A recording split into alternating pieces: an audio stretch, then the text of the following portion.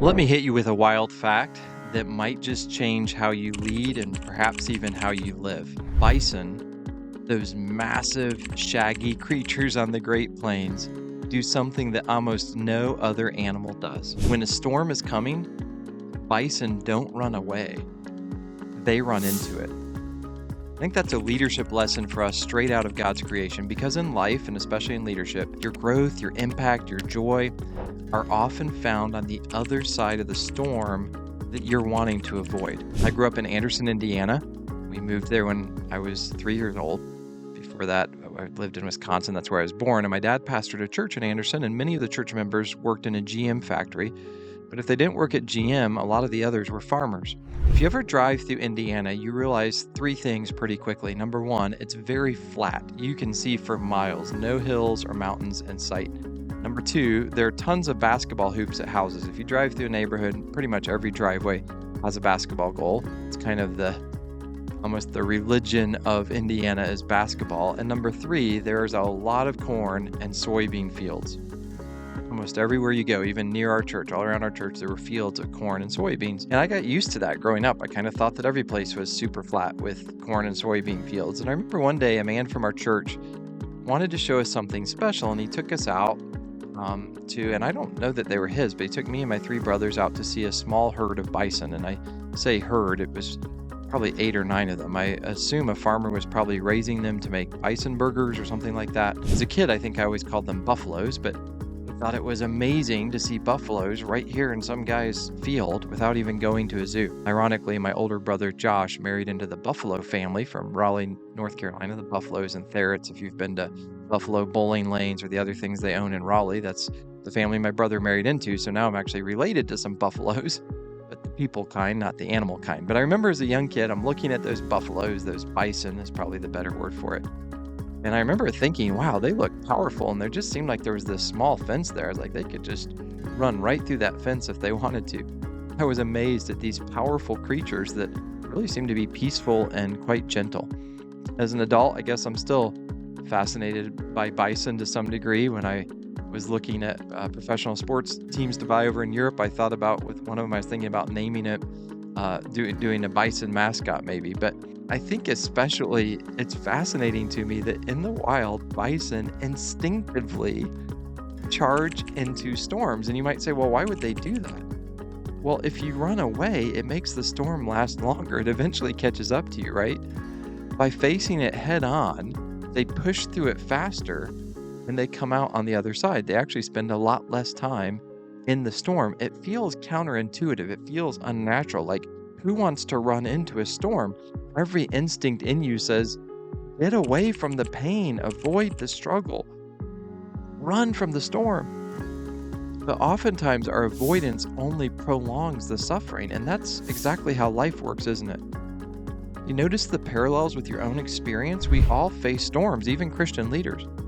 The hard conversation with a staff member who isn't meeting expectations, the financial reality check when your budget doesn't line up, the personal storm of burnout or temptation or fear. Perhaps one of the hardest, the problem with a rebellious child. You remember them when they were so kind and respectful as a little kid, and now they're a teenager and going through some serious rebellion. It's easier to sidestep, to put it off, to run away, to avoid it. But when you run, the storm controls you. It lingers over your ministry, your business, even your family. When you face it head on with prayer, with courage, with wisdom, with the Holy Spirit's help, you shorten the lifespan of that storm. You step into the refining fire, and usually you come out stronger. The Bible is full of leaders who ran into storms. Think of David charging towards Goliath while everyone else cowered. Think of Jesus setting his face like a flint toward Jerusalem, even though he knew what was waiting there for him. It was the cross. Think of Paul, beaten and shipwrecked, but still saying in 2 Corinthians 4:8-9, we are hard pressed on every side, but not crushed. We are struck down, but not destroyed. They didn't run from the storm. They trusted God enough to run into it. And on the other side of the storm was victory. Ultimately, for Jesus, it was resurrection. It was the spread of the gospel. And those three biblical characters aren't the only ones. Scripture is full of storm runners, men and women who walked into the wind when everything in them must have wanted them to turn back. Think of Esther. She wasn't a warrior, she wasn't a prophet, she was a young woman caught in the machinery of a pagan empire. Yet when she learned that her people were under threat of extermination, she stepped into the storm. She approached the king without an invitation. That could have meant instant death for her, but Esther said, "If I perish, I perish." That's the sound of someone refusing to run away. She ran towards the storm of risk and fear, and God used her courage to save a nation. Esther's story reminds us that storms don't always look like giants on a battlefield. Sometimes they look like a conversation you're too afraid to have, a risk you're too afraid to take, a moment where silence is easier, but obedience is better. Think about Peter. He's out on the Sea of Galilee, the storm's raging, the wind's howling, the waves are crashing all around him. The safe thing to do was huddle in the boat with everyone else. Peter saw Jesus walking on the water. He asked, "Lord, if it's you, tell me to come." And Jesus said, "Come." And Peter did something that, to the best of my knowledge, no human being had ever done before. He stepped out into the storm, and for several steps, with his eyes fixed on Jesus, he walked on the water. Yes, he sank when the fear took over. We think a lot about that part, but let's be honest, he was the only disciple who even had a chance to sink because he's the only one who stepped out in faith. He was the only one who ran into the storm. Sometimes running into the storm doesn't mean you do it perfectly. Sometimes it means you take one shaky step of faith and then Jesus catches you up. We just looked at 5 biblical examples, right? David, Jesus himself, Paul, Esther, Peter. Very quickly, let me give you 5 more because I was trying to think which 5 should I use, and there were so many good ones, so I decided I'll give you 10. Here's 5 more quick ones. Noah built an ark when the skies were clear and people mocked him. He ran into obedience when no one else believed. Abraham left his homeland for land he had never seen before, trusting God's promise. He didn't run from an uncertainty, he embraced it.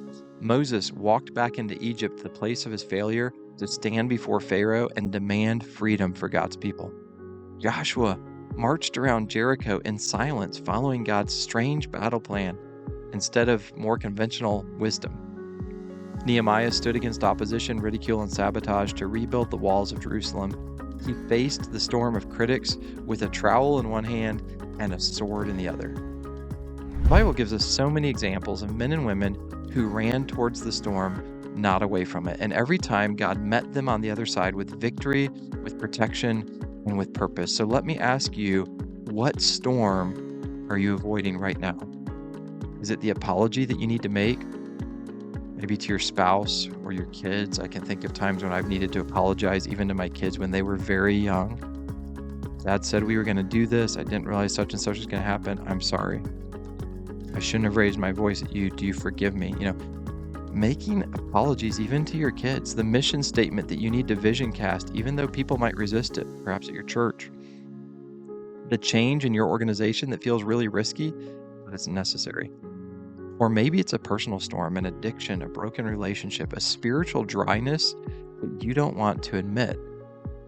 Are you willing to face it head on? Avoiding the storm lets the storm dictate your life, but faith runs into the storm. Because on the other side of that storm is clarity, healing, growth, freedom. Often I think storms are the cost of entry to a meaningful life. 100 hard workouts, 100 tough conversations, 100 prayers cried out into the night.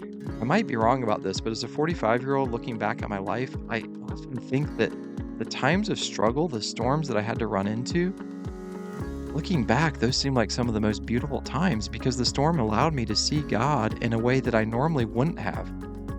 The storm isn't punishment, it's a pathway. It shapes you into a leader who's resilient, who's humble, who's dependent on God's strength. So my closing challenge is, what storm are you running from that you need to run toward? Whether you're a pastor, a Christian leader, a parent, a business owner, an entrepreneur, someone who's involved in real estate, a college student, don't let fear dictate your steps. The storm may look terrifying, but God's already on the other side. For a pastor, maybe it's confronting sin in the congregation. You know someone influential is living in open rebellion against God, and addressing it might cost you their support, their tithe, all the power they bring into the church, maybe even a bunch of members leaving. Pastor, maybe it's a storm of burnout. You keep preaching, counseling, and leading without rest, and you're afraid to admit that you need help, or you need vacation, or you need a sabbatical. For Christian school administrator, maybe the storm is confronting a teacher who isn't living up to the mission of your school, or facing angry parents who don't agree with a certain policy. Maybe it's a financial storm of trying to keep tuition affordable while balancing the books, and you just keep putting it off. For a Christian parent, it might be that difficult conversation with your teenager about friends who are a really terrible influence on them. Or setting boundaries with technology when every other kid seems to have unlimited access. Or having an earlier bedtime. That's one thing we struggle with our kids. They say, oh, no one else has a bedtime this early. Or simply modeling forgiveness at home when family tensions flare up. For a Christian investor, the storm might be standing against greed and staying ethical in a world that sometimes tells you to maximize profits no matter the cost. Maybe it's resisting the temptation to invest in something that's profitable, but it conflicts with your convictions. For an entrepreneur, storms usually happen daily.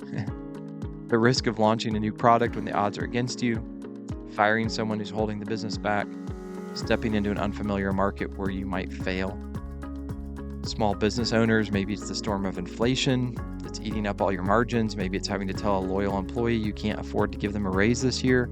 Maybe it's taking a stand for Christ in your community, knowing that you'll lose some customers over that. Every single one of those examples is a storm. They're uncomfortable, they're risky, they can actually feel terrifying. But here's the harsh reality, as I said before. Avoidance lets the storm dictate your life, but faith runs towards the storm. Face it with faith, run into it with courage, don't cower in fear. Watch how God carries you through to something that's greater than you could have ever imagined. Because real joy, real growth, real victory, those are waiting for you on the other side of the storm. If this encouraged you, share it with another leader who might need the reminder. Please, if you don't mind, like the video, consider subscribing to my channel. I feel incredibly privileged to have a growing number of subscribers. And remember, when the storm comes, don't run away. Remember the bison and run straight into it.